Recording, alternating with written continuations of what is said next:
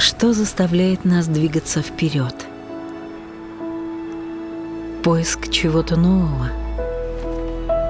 Или возможности, которые ждут где-то далеко? Только в движении понимаешь, что главное — это не цель, а вдохновение, которое находишь на пути к ней. Оно покажет, что действительно важно.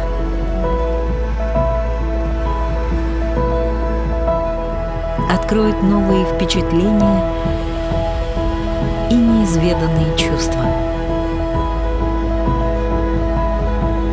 Иногда для этого нужно пройти путь в сотни и тысячи километров.